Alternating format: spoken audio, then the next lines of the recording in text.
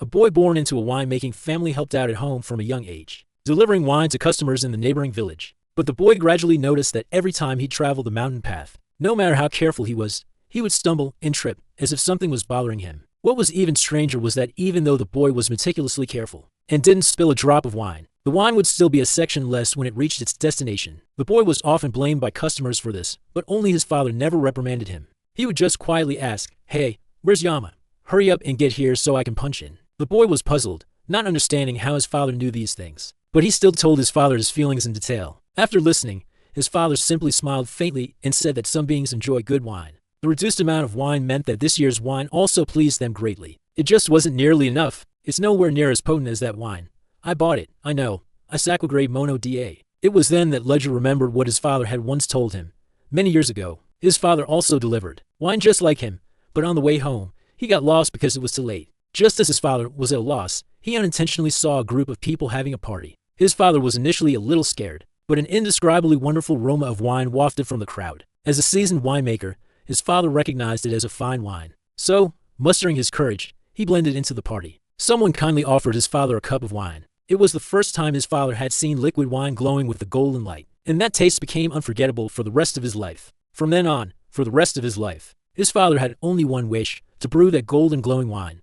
But no matter how hard he tried, he never succeeded. Instead, his health deteriorated, forcing him to admire it from afar and rest. Unable to continue brewing, his son, Leju, took over his father's burden. However, as a young man, he simply couldn't achieve what his father had. To follow in his father's footsteps, Leju tried every method to exchange for rice and water, but it was still futile. But then, one day, Leju had a sudden thought. What if he changed the yeast for brewing? Perhaps that would make a difference. So, Leju began collecting yeast from various flower nectars. There wasn't much change after using them, but in one particular wine barrel, a wine that shone with a golden luster was brewed. At that moment, Leju felt a sense of fulfillment, as if his efforts had finally paid off. So, Leju didn't hesitate, carrying a pot of glowing wine, and hurried home, hoping that his bedridden father would be a little happier. However, as night deepened, Leju had to drink some wine to warm himself. And after the wine began to take effect, Leju not only walked unsteadily, but also he even ended up in unfamiliar territory. Just as he wanted to leave, he realized that something seemed to have entangled his feet, and a ribbon-like creature, right in front of him, dragged away his wine. Leju quickly gave chase, unknowingly running a long distance. After finally managing to snatch back his wine, he realized he was lost, and in front of him, it seemed there was a gathering. Before Leju could figure out the situation, a voice sounded, "Then you wait first." Oh, what? Leju hadn't even thought of how to explain, when to his surprise, the other party saw the wine in his hand and instantly became cheerful. The next second, the other party pulled out a wine gourd and poured out the same glowing wine as his. It was then that Leju understood he had met the same people his father had met years ago. They seemed to be beings called Changshi, holding a gathering here. And the glowing wine here seemed to be a very precious commodity, which could be used as currency to exchange for goods. Just then, a bald man waved at Leju, wanting to exchange some glowing wine with him. Leju initially didn't want to agree, but right in front of the bald man, Leju saw a wine cup identical to the one his father often used. Leju didn't hesitate to exchange his glowing wine for it, but for some reason, neither the man who exchanged the wine nor any of the Changshi present drank the wine from the cup. Before Leju could figure it out, another group of people surrounded him, wanting to exchange for the glowing wine in his hand. Leju reluctantly agreed. After this group exchanged for the glowing wine, they began to move one by one towards a certain spot. Each person poured their glowing wine into a bowl. In just a moment, the wine in the bowl vanished into thin air. What followed was even more glowing wine emerging from the wine pot. However, just as a man stepped forward to pour the wine pot inexplicably failed to produce any glowing wine. The people present instantly realized something was wrong. After the bald man's identification, they determined that Leju had brought fake wine. Leju, utterly bewildered, could only start to run. After finally managing to evade the crowd, he saw the Changshi named Yingu, whom he had met earlier. Leju quickly explained that he was just a winemaker who wanted to taste the glowing wine, and had accidentally stumbled into this gathering, completely unaware of what he had done wrong. Hearing this, Yingu's face filled with shock, and he couldn't help but ask Leju how he brewed the glowing wine. Leju then spilled the beans and recounted his entire experience. Yingu then understood. Most likely, a bug called zimi sugar had gotten mixed into the yeast. It was said that such bugs could be used to fake glowing wine, but even among the Changshi, no one had ever succeeded. Luju's wine not only fooled the Changshi but even the bug that initially snatched Luju's glowing wine mistook it, which was enough to prove the exquisite skill of Luju's craftsmanship. Yingu stated that he could trust him, but warned Leju that this glowing wine should not be sold. People who drank this wine would be able to see Mushi bugs, spirits, which would surely cause a commotion. Leju, upon hearing this, didn't understand what Mushi were. Yingu merely spoke slowly, so to Jodam Iga demo night. After saying this, Yingu told Leju that his glowing wine wasn't entirely unsellable. For Mushi Masters, wine that allowed one to see Mushi was also very useful. Yingu would help promote it, as long as he continued to replenish the glowing wine. And after this upheaval, everything finally settled down. Leju handed this matter, along with that cup, to his father. The father and son sat in silence, yet it was as if many words had been exchanged. Sax, Girawa, Madama Dada Omakankona A Tokimari. Sanatoki no go stay with me, your daddy Hydra came here, said many some Nike Nissa said I could add it. A simple-hearted girl, while picking up seashells on the beach, inadvertently met another girl in blue. The other girl told her that if she put a seashell to her ear, she could hear the sound of the waves.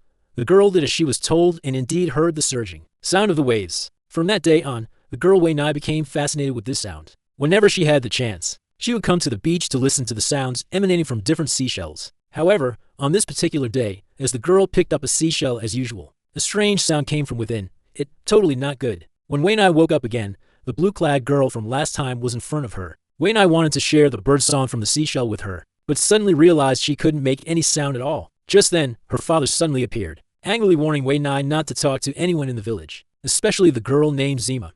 But Wei Nai remained silent, and her father then realized something was wrong. Fortunately, Yin Gu, a physician, happened to pass by at this moment. Looking at Wei Nai's symptoms, he asked if she had heard the bird song from the seashell. Wei Nai slowly nodded in agreement. Yin Gu slowly began to explain that the sound was not emitted by the seashell itself, but by an insect residing within it, known as a hermit bird or Mingchuanzi Bei. These creatures usually feed on seaweed in the ocean. Once there's an unusual movement in the sea, they hide in seashells to avoid disaster, emitting tiny sounds to summon copper plates. Humans who hear this will forget how to speak, but it's not a serious issue. They can recover as long as they continuously hear human speech. Upon hearing this, the father finally felt relieved. Yingu then suggested to the man that it would be best to inform the village about this news, as there was a disaster in the sea and it would be best not to go out to sea recently. But for some reason, the man seemed to harbor hostility towards the village. Not only did he prevent his daughter from interacting with the villagers, but he also refused to convey this message himself. Yingu had no choice but to go and inform them personally. However, the villagers were not afraid.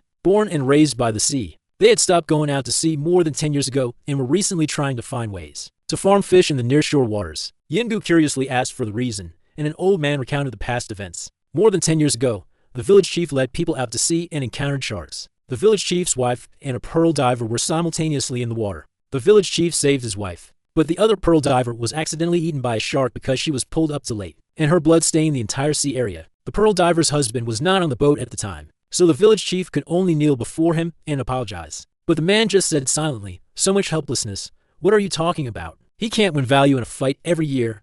The pearl diver's husband, Shaji, was naturally Wei Nai's father. From that day on, Shaji took his daughter to live in seclusion in the mountains. For decades, he had no contact with the village, nor did he allow his daughter to interact with the villagers, especially Zima, the village chief's daughter. But throughout these decades, the village chief also lived in guilt, only able to lead the entire village in developing aquaculture. No one knew that he silently vowed never to let another villager die at sea. Thanks to his efforts, everyone no longer goes out to sea, and among the entire village, only Shaji and his daughter still go out to sea to dive for pearls. At that time, Shaji believed that as long as he was on the boat, he would surely be able to protect his family. And on this day, after the pearl diving ended, Wei Nai saw something in a seashell and motioned for her father to look. Her father also widened his eyes after checking. "That, I'm on my own, Mama Chakrini." Basically none. Basically have to scold someone. And just after Shaji had finished instructing his daughter, the village chief came calling. Having learned from Yingu that there was going to be a disaster at sea, he quickly conveyed this message to Shaji. After telling him this, the village chief once again apologized for the incident years ago and invited Shaji to return to the village. Now that aquaculture was developing well, there would be no danger in returning to the village. He had been working hard for this matter for so many years. However, without any surprise, Shaji still refused the village chief. The village chief slowly said, "O Maino Gutada, Alucinano Audu Bagajana, Anato, Moyuzui no Sin." The village chief's words pierced directly into Shaji's heart. As he said, the person Shaji resented more was himself, the one who reached out to a closer person in a life-and-death situation. No, he understood the village chief's choice. What he couldn't forgive was himself, who wasn't by his wife's side. But perhaps out of cowardice, perhaps out of regret, Shaji could only take his daughter and hide in the mountains. Faced with the village chief's persuasion, Shaji still remained silent. And in the deathly silence, disaster struck. Red tide surged across the sea. Vast numbers of fish floated belly up to the surface. The fish raised in the village's aquaculture also did not escape death. The village chief knelt on the ground, witnessing it all, lamenting. So many years of pain. No beating the head or brain. So much helplessness. The crimson tide, like the blood of the pearl diver from years ago, dyed the sea's surface red, leaving people helpless. Life has always been this way. A grain of sand from the era can easily crush a person. After the red tide, the village's aquaculture efforts were completely ruined, and people had no choice but to prepare to go out to sea again. Meanwhile, Wei Nai's ability to speak had still not recovered. Yingu suggested that Shaji take her to crowded places, but Shaji did not respond. Yingu did not continue to persuade him, but quietly came to the seaside. But at this moment, he suddenly discovered that the Ming Xuanzi Bay had not yet left. This meant that the disaster at sea was still not over. And the one who discovered this was not just Yingu, but also Wei Nai's father, Shaji. He silently took his daughter to the village. Seeing the village chief preparing to go out to sea, Shaji finally spoke up, warning them not to go out to sea yet. After the red tide, there were still poisonous seashells in the sea. Yingu also arrived in time, similarly advising the village chief not to go out to sea. However, the village's aquaculture industry had already been abandoned, and everyone in the village needed to eat. Not going out to sea would inevitably lead to starvation, while going out to sea offered a slim chance of survival. But at this very moment, Shaji motioned to Wei Nai, who handed a small cloth bag to the village chief, saying, who in order to get CIGA to take the mainland to Tanzania. The mainland Kumali Semi-Aviation Network, BC Cardeli benefits Lima Masita well. What's in the card? My things don't have a motor, do they have gotta? The birds hiding in the seashells had not left, but a man emerged from the seashell named Sorrow. Yingu later heard that in that sea area, people often saw birds that had died from poisonous seashells. However, not a single person in that coastal fishing village died because of it. Later, under the influence of her companions, the girl gradually regained her ability to speak. She still picked up seashells as usual, but this time, she had many companions by her side. Minajan. How good are you, my good?